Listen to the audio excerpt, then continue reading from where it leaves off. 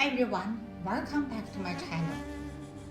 While most travelers trek through the desert dust to find the giants of Giza or the hidden tomb of the kings, there is a sanctuary in the far south of Egypt that feels entirely different.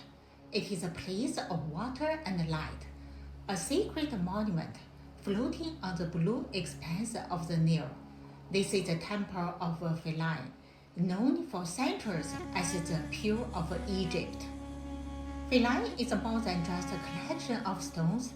It is a 2,000-year-old love story, the final stronghold of a dying civilization and one of the greatest engineering rescue missions in human history. Part 1. The Secret Origin. Why here? To understand the origin of Philae, one must look at its name. In ancient Egyptian, it was called Ptolemaic, meaning the end or the boundary. This island sat at the first cataract of the Nile, the neutral border between Egypt and Nubia. But its religious origin is even deeper. The ancients believed this island was one of the burial places of the god Osiris because of its extreme sanctity. The island was deemed unapproachable. Only priests were allowed to send food on it. It was built here to serve as a gateway, a holy threshold where the Nile's life-giving waters were said to emerge from the underworld. Philae occupies a unique place in the timeline of humanity. Most of the structures we see today were built during the Ptolemaic and Roman periods, starting around 380 BC. As the rest of Egypt began to transform under Greek and Roman influence, and later, as Christianity spread across the Mediterranean, Philae remained the beating heart of the ancient ways. It was the very last place on earth where the ancient Egyptians' lights were kept burning. In fact, the last known Egyptian hieroglyphy ever written was carved into these walls in 394 AD, long after the rest of the world had forgotten how to read the language of the pharaohs. The priests here continued to guide the ancient mysteries, making Philae the final bridge between the ancient world and our own. Part 2. A symphony of stone and water. Architecturally, Philae possesses a grace and a femininity that contrasts sharply with the massive, imposing halls of temples like Karnak. It was built primarily from pink granite and sandstone quarried from the nearby cliffs of Aswan. The journey begins at the first pylon, two massive towers that stand as gardens to the sacred precinct. Beyond the gate lies the marmison, or bird's house, dedicated to the god Horus. Here, the architecture feels lighter and more airy.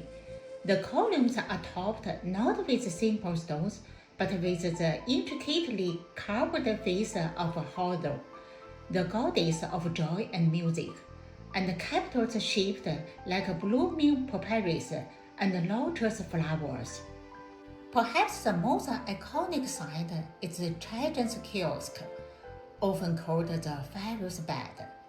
Though roadless and unfinished, its 40 massive columns standing against the backdrop of the Nile create one of the most photogenic silhouettes in the ancient world, a perfect balance of Roman order and Egyptian mysticism. Part 3. The Legend of the Broken Heart.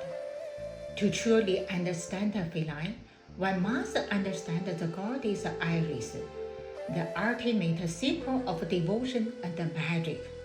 According to ancient legend, the evil god Set murdered his brother, King Osiris, cutting his body into 14 pieces and escorting them across the land. Isis, the grieving widow, traveled the land of the Nile to recover her husband's remains. Tradition holds that it was here, on the rocks near Philae, that she found his heart. Through her powerful magic, Isis brought Osiris back to life, just long enough to conceive their son Horus. To the ancients, the annual flooding of the Nile, which brought life to all of Egypt, was caused by the tears of Isis falling into the river as she mourned her husband. Walking through these corridors, you are not just walking through a building, you are walking through a monument to a love that conquered death itself. Part 4. The Great Resurrection, a 14,000-piece puzzle. The fact that we can stand within these halls today is nothing short of a miracle. In the nearly 20th century, following the construction of the Aswan Low Dam, the temple was partly submerged for 10 months of the year. And travelers used to row boats through the majestic columns, watching as the silt and water slowly erased the priestly carvings. In the 1970s, UNESCO launched a monumental rescue mission. They built a massive cofferdam around the temple, pumped out the water, and meticulously cut the entire complex into 40,000 individual blocks, some weighing up to 25 tons. Last part. Epilogue. Philae Temple is a proof that some things are too beautiful to let die. It survived the fall of the pharaohs, the rise of Rome, and the rising tides of the Nile. As the sun sets behind Trenton's kiosk, and the temple's reflection shimmers on the river, one realizes that Philae is more than just ruins. It is the final, elegant love letter of the empire that refused to be forgotten.